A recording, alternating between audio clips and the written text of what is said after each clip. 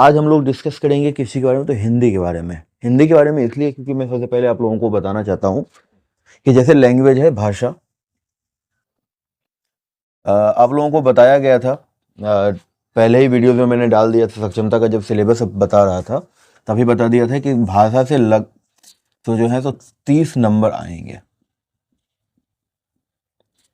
30 marks जो है सो भाषा से पूछी जाएगी, जिसमें आप लोगों को लगभग 20 से 22 नंबर जो है वो हिंदी ही रहेगा। 8-10 मान लेते हैं इंग्लिश। तो आप लोगों को ध्यान रखना है इस बात का कि 20 से 22 नंबर जो ये रहेंगे, तो इसमें सबसे ज़्यादा हम लोगों को जो फोकस करना है वो किस चीज़ पे? हिंदी व्याकरण पे। आइए देखते हैं हम लोग हिंदी व्याकरण ही शुरू करेंगे। उससे पहले आप लोगों को मैं बताता चलूँ कि जितने भी गुरुजी लोग हैं, जितनी भी शिक्षक शिक्षिका हैं जो सक्षमता परीक्षा के लिए मतलब कि उन्होंने वो फॉर्म भरा है, जिनका एग्ज़ाम होना है, उन लोगों के लिए मैं सबसे पहले बता दूं कि आप लोग स्कूल जाते हैं, बच्चों को पढ़ाते हैं, तो एक काम कीजिए कि 1 से लेकर के 5 तक जो भी बच्चे के पास जो बुक्स होते हैं ना NCERT के, 1 से लेकर के 5th तक के जो बच्चे हैं, तो 1 और 2 को तो छोड़ ही दें क्योंकि उसका सिलेबस ना के बराबर होता है।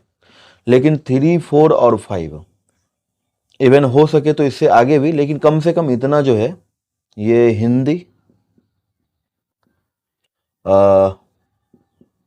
इंग्लिश, ये 2 बुक जो है ना फिलहाल लैंग्वेज के लिए खास करके ये 2 बुक, इसके जो विषय सूची होते हैं ना, जैसे कि राइटर्स नेम मतलब कि पाठ, और राइटर्स उनके जो लेखक लेखिकाएं होती हैं उनके नाम, ये आप लोग जरूर से ही उसका एक बना करके याद कर लें।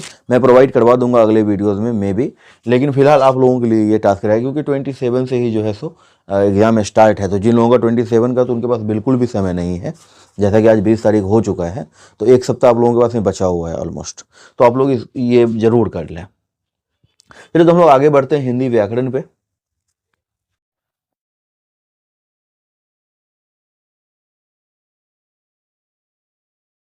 आप लोगों को बताता चलूं कि हिंदी जो है सो क्या है और व्याकरण जो है सो क्या है। तो मैं बहुत बेसिक से स्टार्ट कर रहा हूं ताकि आप लोगों को समझ में आ जाए, एक ही वीडियो देखे और आपको जो है सो भाषा का जो व्याकरण का जो प्रॉब्लम है ऑलमोस्ट कंप्लीट हो जाए। बाकी इसमें और भी वीडियोस आते रहे, क्योंकि एक ही वीडियो में सारा कुछ करूंगा तो बहुत लेंदी हो जाएगा, इसीलिए मैं टॉपिक बाई टॉपिक करने की कोशिश कर रहा हूं। बाकी आप लोग कोशिश ये करें कि मेरी जो कोशिश है वो ये है कि मैं इसको आप लोगों को अच्छे से अच्छे समझा पाऊँ, ताकि बुक्स या PDF पढ़ने की आवश्यकता ना पड़े। एक बार आप वीडियो को सुन ले, अच्छे से देख ले तो समझ जाएंगे। तो सबसे पहले जैसे हिंदी है तो हिंदी क्या है, और व्याकरण है तो व्याकरण क्या है। तो हिंदी कुछ नहीं, हिंदी एक भाषा है। और व्याकरण क्या है, तो किसी भी भाषा को सही ढंग से बोलना, लिखना या पढ़ना जो सिखाया जाता है वो व्याकरण होता है। तो मतलब ये हमारा क्या हो गया, तो भाषा को शुद्ध रूप से पढ़ना, लिखना और बोलना अगर सिखाए तो उसे हम क्या कहेंगे? व्याकरण कहेंगे। शुद्ध रूप से पढ़ना, लिखना व बोलना जो सिखाए तो उसे हम क्या कहेंगे? व्याकरण कहेंगे। It is clear. भाषा पे अगर हम लोग आते हैं तो भाषा क्या है, तो बहुत आसानी से, बहुत तरीके से आप लोग समझ सकते हैं कि भाषा जो है तो वो क्या होता है। तो भाषा किसे कहेंगे हम लोग? तो सिंपली हम लोग कह सकते हैं कि विचारों के आदान प्रदान ही भाषा कहलाती है। मेरा जो अनुभव है वो मैं आपसे शेयर करूं, आपका अनुभव आप किसी और से शेयर करो, तो ये जो शेयर करने का, आदान प्रदान करने का जो तरीका है, साधन है, वही भाषा है। बहुत क्लियरली समझ आएंगे। जैसे कि किसी के पेट में दर्द हो रहा है तो वो अपनी मम्मी से कह रहा है कि मम्मी मम्मी मेरे पेट में दर्द हो रहा है, ठीक है ना। तो वो अनुभव वो खुद कर रहा है कि मेरे पेट में दर्द है, लेकिन वो सामने वाले को बताने के लिए जो साधन का उपयोग किया है वो बोल करके समझा, बोल रहा है। अगर कोई गूंगा है, नहीं बोल सकता, या फिर छोटे बच्चे जिन्हें भूख लगती है वो बोल नहीं सकते, है ना, तो वो कुछ इशारा करते हैं, रोने लग जाते हैं, है ना। या फिर अगर आप कहीं दूर हैं या फिर टेक्स्ट मैसेज कर रहे हो, किसी को व्हाट्सएप मैसेज कर रहे हो, आजकल ज़्यादा होता है, ग्रुप मैसेज चलते रहते हैं, तो अगर ये चीज़ें कर रहे हैं हम लोग, तो उसको फिर हम लोग क्या कहेंगे, या फिर न्यूज़पेपर, सारे समाचार को एक इकट्ठा करके एक जगह करके न्यूज़पेपर पे जो है तो क्या किया जाता है, तो वो पढ़ करके अपन समझ जाते हैं। पीडीएफ आप लोग पढ़ते होगे, बुक्स पढ़ते होगे, तो ये सब तो ये लिखित भाषा हो गई। तो भाषा के अगर प्रकार की बात की जाए तो हम लोग आसानी से समझ जाएंगे कि अभी मैंने आप लोगों को बता दिया बातों बातों में ही कि भाषा के जो प्रकार होते हैं,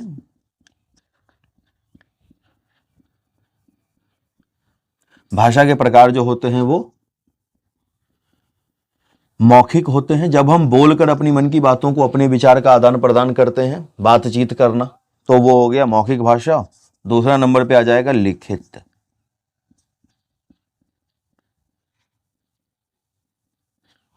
और तीसरा नंबर पे आ जाता है सांकेतिक।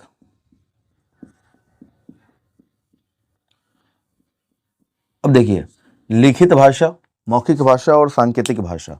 मौखिक भाषा जब हम बोल करके, जैसे अभी मैं बोल रहा हूं और आप लोग सुन करके समझ रहे हो, तो ये हो गया मौखिक भाषा। यहाँ लिखी हुई है और अब इसे पढ़ करके समझोगे तो ये हो जाएगा लिखित भाषा। और सांकेतिक भाषा जो होती है, जैसे कि आप, जैसे ट्रैफिक पुलिस वाले इशारा करते रहते हैं, आ जाओ आ जाओ, जाओ जाओ, दाएं बाएं, वो ये जैसे एम्पायर जो होते हैं वो क्रिकेट में जैसे बताते हैं, तो ये सब होती है सांकेतिक भाषाएं। जैसे छोटे बच्चे होते हैं वो सांकेतिक भाषा का उपयोग करते हैं। हालांकि सांकेतिक भाषा पे डाउट है, जो आप लोगों को मैं बताता चलूं कि सांकेतिक भाषा का कोई लिपि नहीं होता है, इसीलिए इसको जो है सो भाषा की श्रेणी में ज़्यादा उचित स्थान नहीं मिला है। बाकी लिखित और मौखिक भाषा तो है ही।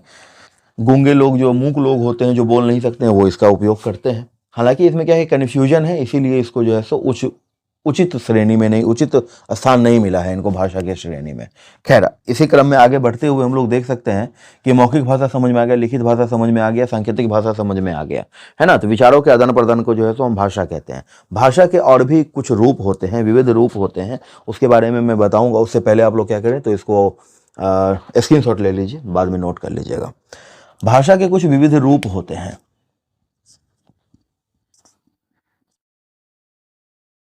भाषा के रूप की अगर बात की जाए, फॉर्म्स ऑफ लैंग्वेज अगर बात की जाए, तो उसमें आ जाता है, कौन सी भाषाएं आ जाएंगी, तो आप लोग देखिए, सबसे पहले एक बात का ध्यान रखेंगे कि हर कंट्री में, हर जगह पे जो है सो भाषा का उपयोग किया जाता है। तो भाषा जो है, जैसे कि बोली, बोलियां हो गई। उसके बाद इसमें आ जाता है, जैसे कि किसी भी भाषा का जब हम लोग उपयोग करते हैं तो उसमें क्या आ जाता है कि हम लोग जब रखते हैं इन चीज़ों को, तो उसमें आ जाता है क्या चीज़ का, तो बोली हो गया। उसके बाद जो है सो भाषा के रूप में बोली, जो कि जहाँ पे हम लोग बोले जाते हैं, ये स्थानीय भाषा होती है। जैसे कि खास करके हमारे बिहार में कितनी सारी भाषाएं हैं, कही जाती है कि हर 4 कोस पे जो है सो भाषा बदल जाती है, पानी का टेस्ट बदल जाता है। तो ये चीज़ जो है सो हमें हर जगह का ये होता है, थोड़ा बहुत टोन बदल बदल जाते हैं, है ना। इसके बाद जो है सो भाषा का आता है, भाषा के रूप में आता है परिनिष्ठित। ये रूप जो है भाषा का, तो ये तो हो गया कि स्थानीय लोगों के द्वारा जो बोली जाती है।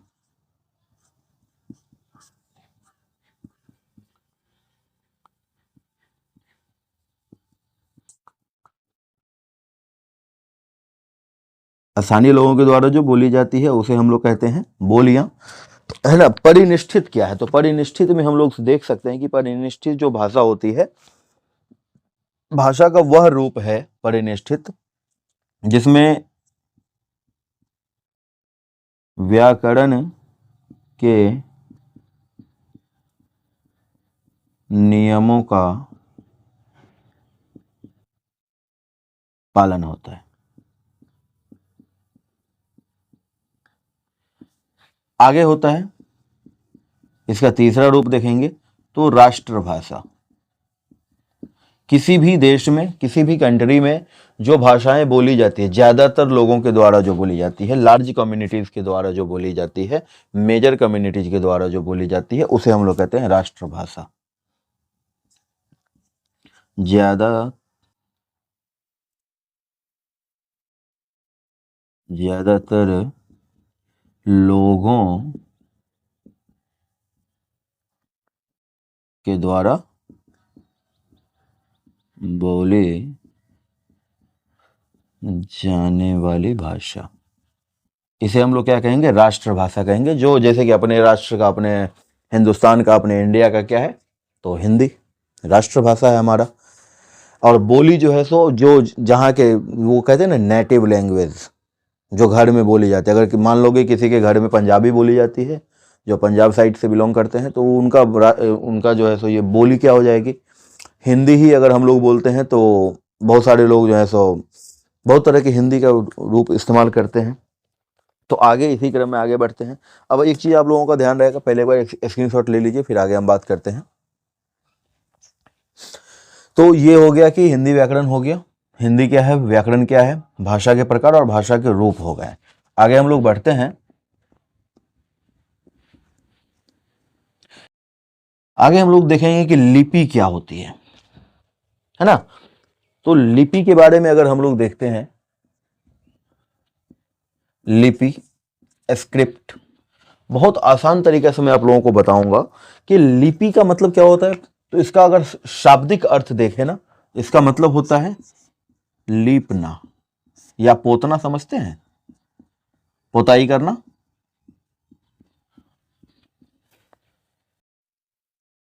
पोछा लगाना समझते हैं। तो लिपि का अर्थ क्या होता है, लीपना या पोतना। अब क्या लीपना, तो देखिए अपने विचारों को जब हम लिखते हैं, उसको हम लीपना भी कह सकते हैं, कि अपने विचारों को हम कहीं ना कहीं क्या कर रहे हैं, ड्रॉ कर रहे हैं, कहीं ना कहीं क्या कर रहे हैं, लीप रहे हैं। तो भाषा को जब लिखी जाती है, भाषा को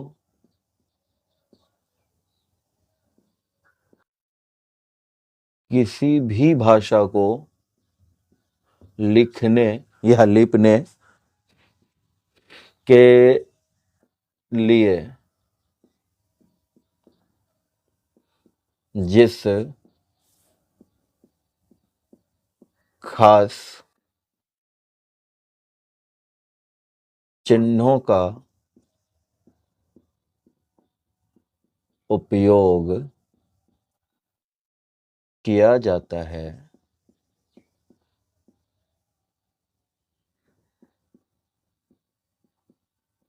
लिपि कहलाती है। अब आप लोग गौर से ध्यान से ये समझ आइए कि खास चिन्ह जो होते हैं, हर भाषा का अपना एक खास चिन्ह होता है। इसीलिए मैंने कहा था कि सांकेतिक भाषाओं को वो उचित स्थान अभी तक नहीं मिल पाया है भाषा की श्रेणी में, क्योंकि उसका कोई लिपि नहीं होता। अगर हम किसी को कहते हैं, ऐसा इशारा करते हैं, इसका मतलब होता है कि जाओ, लेकिन कहाँ जाओ ये क्लियर नहीं कर पाते। अगर हम किसी को कहते हैं तो कुछ पीने के लिए लाओ, लेकिन कुछ मतलब क्या, पानी लाओ, चाय लाओ, कॉफ़ी लाओ, दूध लाओ, तो ये कन्फ्यूजन्स हैं, क्योंकि लिपि नहीं है। तो सांकेतिक भाषा की कोई लिपि नहीं होती है, इसीलिए उसको भाषा की श्रेणी में वो उचित स्थान नहीं है। हर भाषा का अपना एक लिपि होता है। अब जैसे कि आप लोग देख सकते हैं इस चीज़ को कि भाषा मान लीजिए जैसे कि हिंदी, संस्कृत,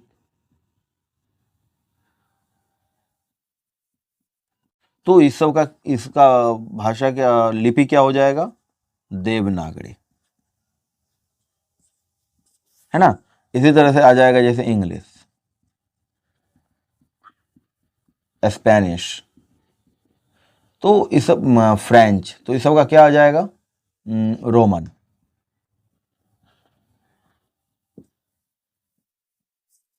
ओके। पंजाबी का क्या आ जाएगा, जैसे गुरुमुखी। उर्दू का क्या आ जाएगा, फारसी। तो ये हर भाषा का जो खास चीज़ है। हिंदी का क्या होता है, अ, आ, ई। इंग्लिश में क्या, रोमन में क्या, A B C. Punjabi, Gurmukhi, सबका अपना क्या होता है, एक लिपि होता है, एक स्क्रिप्ट होता है। तो इस चीज़ को ध्यान रखेंगे। तो ये हमारा लिपि हो गया। सबसे पहले हम लोग देखेंगे कि वर्ण। कभी भी कोई भी भाषा होती है, जब जब कुछ करती, जैसे सपोज कीजिए कि ये मार्कर है, इसको बंद किए, तो इसकी जो आवाज़ आती है, कट, या कोई चीज़ गिरता है तो उसकी आवाज़। तो ध्वनि जब उत्पन्न होती है तो ध्वनि को जब लिखा जाए, ठीक है, तो उसके लिए हमें वर्णों की आवश्यकता होती है। तो सबसे पहले हम कह सकते हैं कि ध्वनि वर्ण जो है सो क्या है। अगर कोई कहता है कि वर्ण क्या है, तो वर्ण अगर बताना हो तो क्या कहेंगे? भाषा की सबसे छोटी इकाई है। अब सबसे छोटी इकाई है तो सबसे छोटा होता है उसे हम लोग वो नहीं कर सकते हैं, क्या बोलते हैं, तोड़ नहीं सकते, काट नहीं सकते, क्योंकि वो खुद सबसे छोटा है, उससे छोटा नहीं हो सकता। तो ध्वनि के साथ भी वर्ण के साथ भी यही है कि भाषा की वो सबसे छोटी इकाई है, ठीक है। या फिर इसको ऐसे भी कह सकते हैं कि वर्ण वह मूल ध्वनि है, वर्ण वह मूल ध्वनि है जिसका कोई टुकड़ा या खंड किया ही नहीं जा सकता है। क्लियर?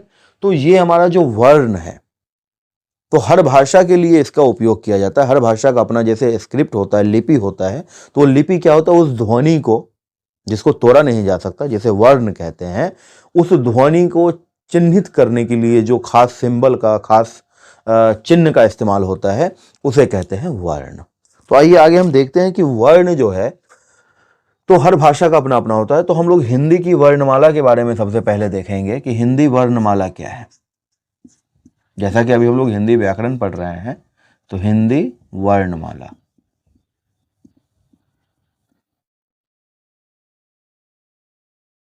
अब देखिए वर्णों के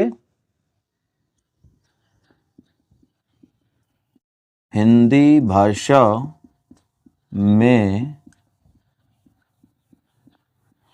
वर्णों के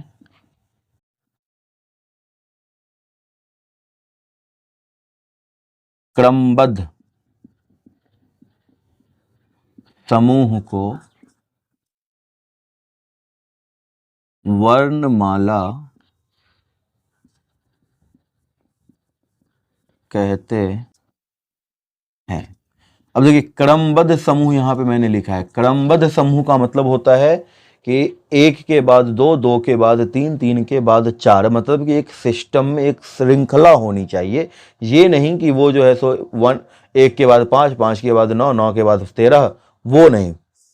तो क्रमबद्ध समूह में जब वर्णों की जो श्रृंखला होती है, समूह होती है, उसे वर्णमाला कहते हैं। अब नाम से ही ज्ञात है, नाम से ही आप देख सकते हो कि लिखा हुआ है वर्णमाला। जो वर्णों का माला हो, और माला का मतलब क्या होता है, समूह होता है। जैसे फूल की माला, उसमें क्या होते हैं, फूल। मोती की माला, उसमें क्या होता है, मोती।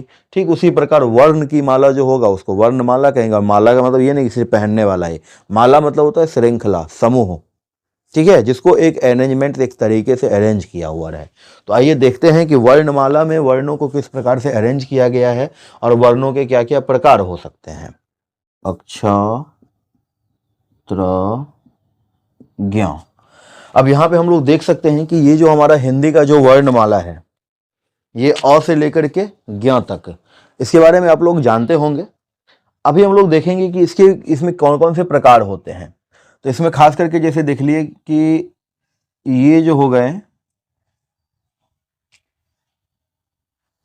ये होता है स्वर वर्ण।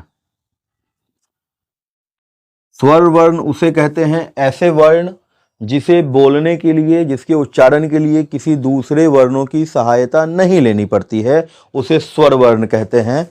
तो ये हमारा जो अ, आ, ई, ऊ, री, ए, ऐ, ओ, औ, ये हमारा स्वर वर्ण हो गया। इसके बाद आगे जो ये आप देख रहे हैं कि अंग और अह, इसको हम लोग कहते हैं अयोगवाह। अब यहां पे क वर्ग, च वर्ग, ट वर्ग, त वर्ग और प वर्ग, ये जो 25 होते हैं। और बाकी के जो ये य, र, ल, व, श, श, श, ह, अक्षत्र ज्ञ, तो ये जो होते हैं हमारे पास, इसे हम लोग कहते हैं व्यंजन। ठीक है, इसे हम लोग क्या कहते हैं, व्यंजन, अक्षत्र ज्ञ। ठीक है, व्यंजन में ये जो हो जाते हैं इसको हम लोग थोड़ा सा ये हो जाएगा संयुक्ताक्षर। है ये भी व्यंजन ही, लेकिन ये संयुक्ताक्षर कहलाते हैं क्योंकि इसमें अक्षर जो होते हैं वो संयुक्त होकर के होते हैं। इसमें व्यंजन और स्वर दोनों मिले हुए रहते हैं। और जैसा कि अभी हमने देखा कि स्वर वर्ण, अयोगवाह, व्यंजन और संयुक्ताक्षर, ये 4 भागों में बटा हुआ है हमारा वर्णमाला। अब स्वर वर्ण क्या होते हैं? तो स्वर वर्ण मैंने आपको बताया कि ऐसे वर्ण जिसको बोलने के लिए, उच्चारण करने के लिए किसी दूसरे वर्णों की सहायता नहीं लेनी पड़ती है। व्यंजन जो होते हैं वो स्वर की सहायता से बोले जाते हैं, जैसे कि क। तो क जो है सो अ की सहायता से, और अ क्या है? तो स्वर वर्ण है। और क क्या है? तो ये व्यंजन वर्ण है ना। तो व्यंजन वर्ण स्वर की सहायता से बोली जाती है। अयोगवाह की अगर बात करें तो ये अंग और अह जो है ये क्या है? ये अनुस्वार और विसर्ग है। ठीक है, अनुस्वार और विसर्ग जो होते हैं ना स्वर होते हैं ना व्यंजन होते हैं। इसका इस्तेमाल जो है सो हम लोग किसके लिए करते हैं? तो शब्दों के, खास करके संस्कृत के शब्दों को बोलने के लिए इसका उपयोग किया जाता था।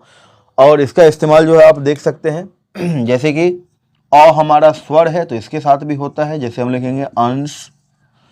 और अगर र हमारा क्या है? व्यंजन है, तो व्यंजन के साथ भी, जैसे लिखेंगे रंग।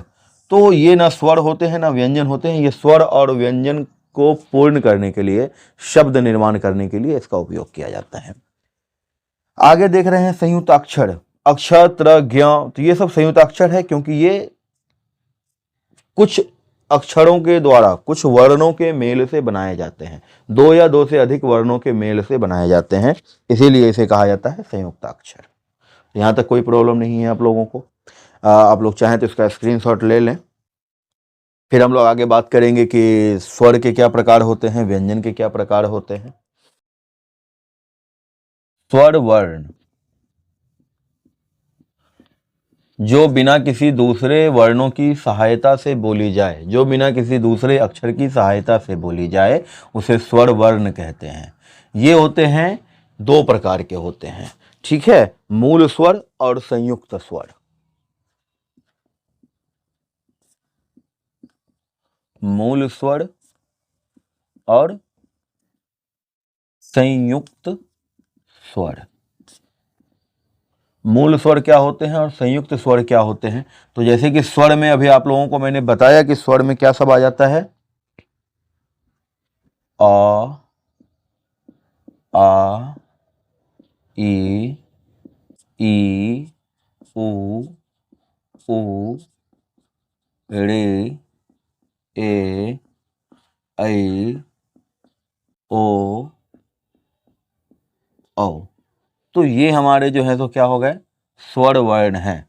अब इसमें मूल स्वर क्या है और संयुक्त स्वर क्या है? तो देखिए, मूल स्वर में आ जाएंगे जैसे कि अ, ई, उ, ऋ। ठीक है, ये हमारे क्या हो जाएंगे? मूल स्वर हो जाएंगे। ठीक है, मूल स्वर इसलिए क्योंकि अ, ई, उ, अ, ई, उ, ऋ, ए, ओ। ऋ, ए, ओ। तो ये हमारे मूल स्वर हो जाएंगे। बाकी जैसे कि आ, ई, उ, ऐ, औ, इसे संयुक्त स्वर क्यों कहते हैं? तो ये इसलिए संयुक्त स्वर बोले जाते हैं क्योंकि ये 2 स्वरों के मेल से बनते हैं। संयुक्त मतलब जोड़। तो 2 स्वरों को जब जोड़, जैसे कि अ और अ मिल करके आ होगा, ई और ई मिल करके ई होगा। तो इस प्रकार से इसको संयुक्त स्वर बोले जाते हैं। कोई दिक्कत, कोई कन्फ्यूजन नहीं होगी। तो मूल स्वर और संयुक्त स्वर आप लोगों ने समझ लिया। अब हम लोग आगे बात करते हैं व्यंजन के बारे में कि व्यंजन क्या होता है। इससे पहले हम लोग देखेंगे कि संयुक्त स्वर जो होते हैं और मूल स्वर जो होते हैं। तो सबसे पहले हम लोग देखेंगे कि ये जो इसको कही जाती, जैसे हम लोग देख सकते हैं कि प्लुत स्वर, दीर्घ स्वर और ह्रस्व स्वर होते हैं। 3 प्रकार के स्वर होते हैं। जैसे ह्रस्व स्वर में आ जाते हैं जैसे कि अ, ई, उ और रे। ह्रस्व स्वर और दीर्घ स्वर और प्लुत स्वर में अंतर क्या है वो समझ लीजिए। सबसे पहले मैं एक बार लिख देता हूं ताकि आप लोगों को याद रहे, सब पता चले। ह्रस्व स्वर होता है,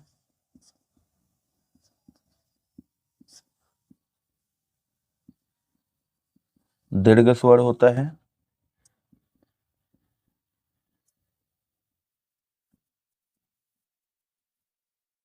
दीर्घ स्वर और प्लुत स्वर। तो ह्रस्व स्वर जो होता है, ह्रस्व स्वर का मतलब होता है जिसे बोलने में एक मात्रा का समय लगे।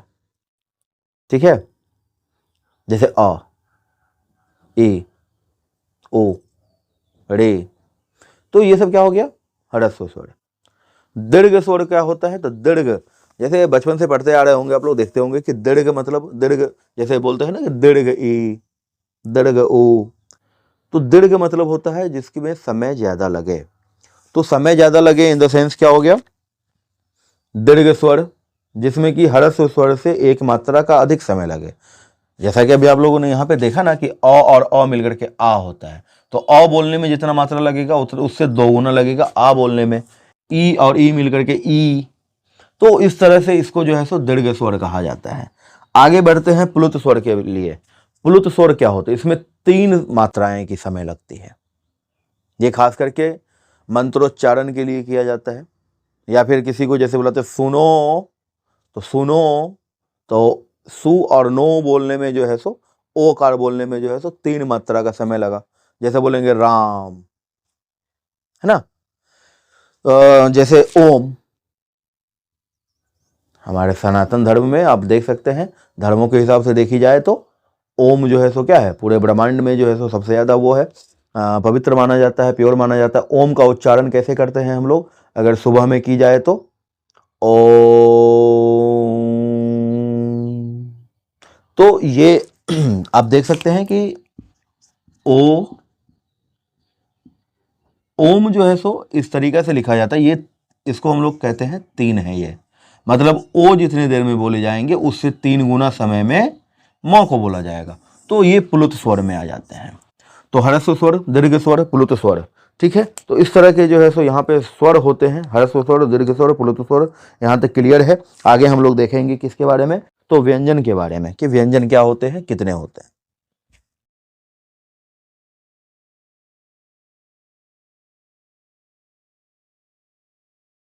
जैसा कि हम लोगों ने देखा कि स्वर जो है बिना किसी दूसरे वर्णों की सहायता से बोली जाती है, ठीक उसी प्रकार व्यंजन जो है वो स्वर की सहायता से बोली जाती है।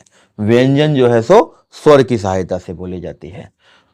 तो स्वर की सहायता से बोले जाने वाले वर्ण को व्यंजन वर्ण कहते हैं। यहां तक क्लियर है, इसमें कोई कंफ्यूजन नहीं होगा आप लोगों को। अब हम लोग देखेंगे कि स्वर के जो प्रकार होते हैं वो हमने देखा कि ह्रस्व स्वर, दीर्घ स्वर और प्लुत स्वर होते हैं। व्यंजन के क्या क्या प्रकार हो सकते हैं, तो सबसे पहले लिख देते हैं कि स्वर की सहायता से बोली जाने वाली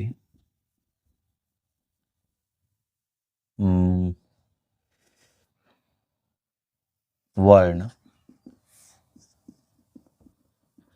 व्यंजन वर्ण कहलाते हैं। ठीक है, जो स्वर की सही से क, ख इत्यादि, तो ये सब क्या है, तो व्यंजन वर्ण है क्योंकि स्वर की सहायता से बोले जाते हैं। ठीक है, अब हम लोग देखेंगे कि स्वर के जो है सो कितने प्रकार होते हैं, व्यंजन के कितने प्रकार होते हैं।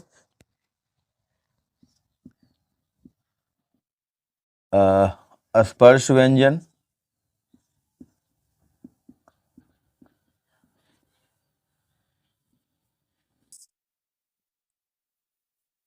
स्पर्श व्यंजन जो होते हैं मतलब क्या, कि जब इसका उच्चारण हो तो मुंह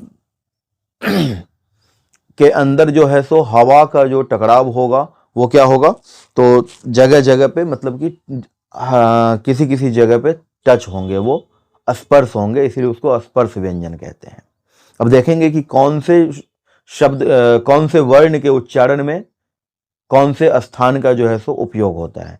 इससे रिलेटेड बहुत सारे क्वेश्चंस भी होते हैं, तो आप लोग इसे ध्यान से देखें कि कौन से वर्ण का उच्चारण करने के लिए किस स्थान का जो है सो उपयोग होता है, किस स्थान के जो स्पर्श होता है। तो हम लोग देखेंगे यहाँ पर, जैसे कि क वर्ग है,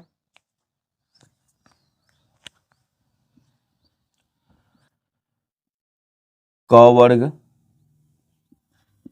ट वर्ग,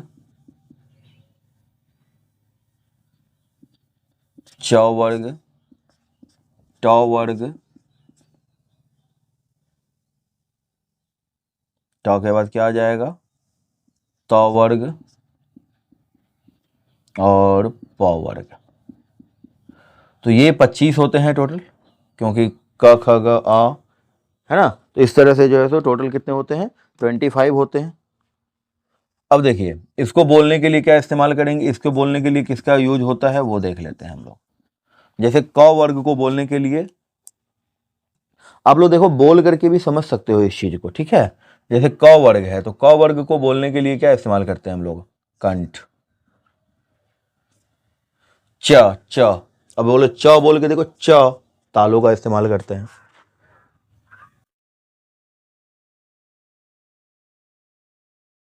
अब है कि ट वर्ग, ट बोल करके देखेंगे तो ट किसके इस्तेमाल से होता है, तो मूर्धा।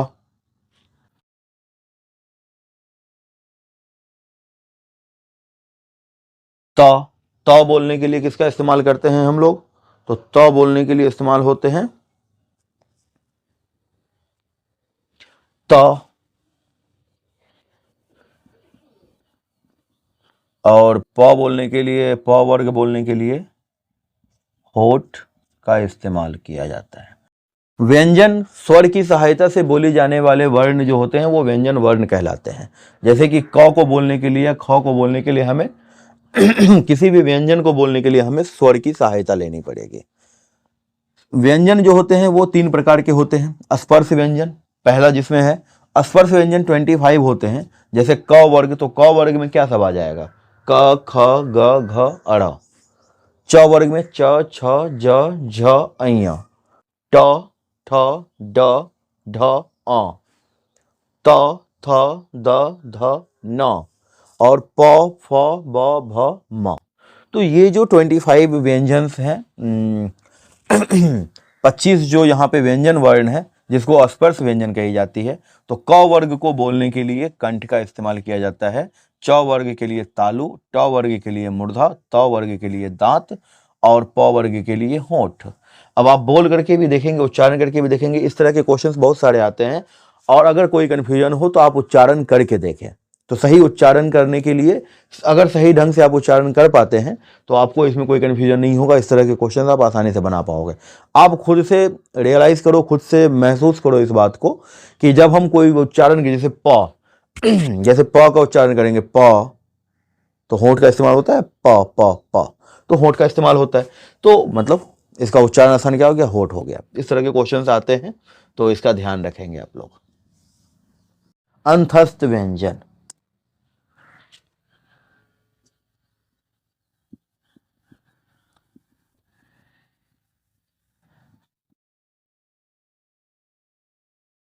अब देखिए दूसरा नंबर पे क्या है, अंतस्थ व्यंजन। अब ये अंतस्थ व्यंजन क्या होते हैं, तो जैसे कि स्पर्श व्यंजन में देखिए कि जो स्पर्श होते हैं उसे कही जाती है, और अंतस्थ व्यंजन क्या होता है, तो आप एक चीज समझ जाएंगे कि जीवा और मुख के किसी भाग को स्पर्श नहीं करता है। अंतस्थ व्यंजन जो होता है वो अंदर से आवाज आती है। अंत का मतलब भी होता है भीतर। तो भीतर से जब आवाज आए, किसी वर्ण को बोलने के लिए जब भीतर से आवाज आए, उसे अंतस्थ व्यंजन कह सकते हैं। तो आप लोग यहां पर देख सकते हैं कि दूसरा नंबर पे स्पर्श व्यंजन के बारे में समझ गए। दूसरा नंबर पे दिया हुआ है कि अंतस्थ व्यंजन।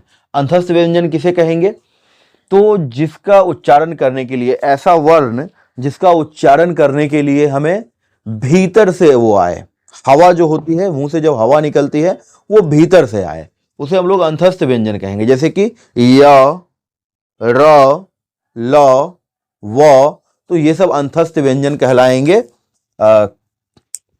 इसको हम लोग क्या कहेंगे? य, र, ल, व।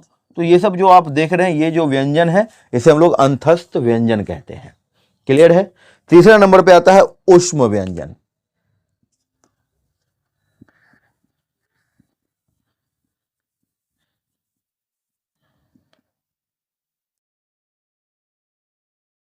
ऊष्म व्यंजन, अब देखो नाम से ही क्लियर है। ऊष्म, ऊष्म मतलब उष्मा, हीट।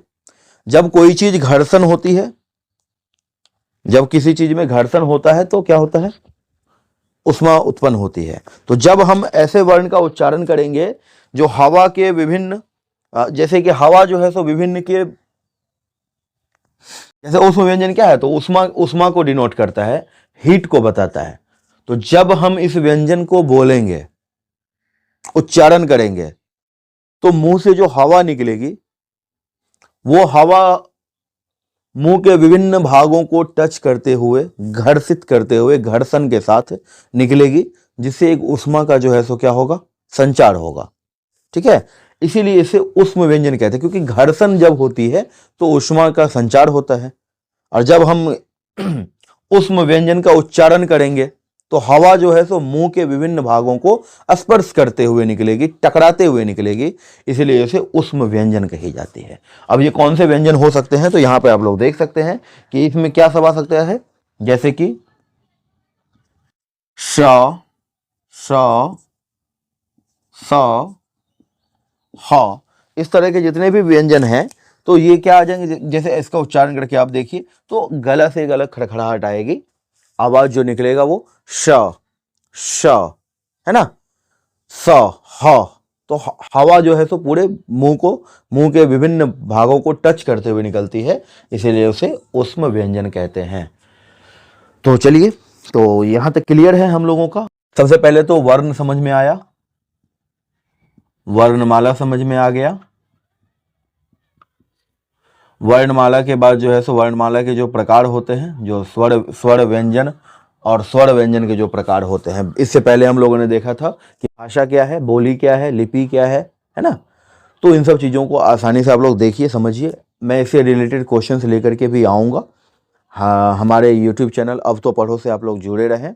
इस तरह के वीडियोज इस पे आते से नहीं समझा करके मैंने सोचा कि इसको सही ढंग से समझाई जाए, ताकि जो भी कैंडिडेट्स हैं, जो भी सक्षमता वाले या टीआरई वाले जो भी लोग हैं, या फिर अन्य कोई भी कंपटीशन की आप लोग तैयारी करते हैं, जहाँ पे भाषा तो होती ही होती है, तो उनके लिए ये जो है सो क्या होगा, फ़ायदे का ये रहेगा कि बेसिक से जो है सो आप लोग देख सकते हैं इन चीज़ों को। मैं क्वेश्चंस लेकर के भी आऊँगा, खास करके जो सक्षमता वाले हैं और टीआरई 3 का जो प्रिपरेशन में लगे हुए हैं, उन लोगों के लिए मैं एक क्वेश्चन का सीरीज लेकर के भी आऊँगा। तो हमारे इस यूट्यूब चैनल को आप लोग सब्सक्राइब कर लें, है ना, नोटिफिकेशन ऑन कर लें कि वीडियो डालते ही आप लोगों के पास नोटिफिकेशन चली जाए। और बेसिक नॉलेज के लिए भी हमारे चैनल से आप जुड़े रह सकते हैं। इसी प्रकार से जो है सो हम लोग इसको हर एक छोटे छोटे चीज़ों से लेकर के चलेंगे। तो चलिए, धन्यवाद, शुक्रिया।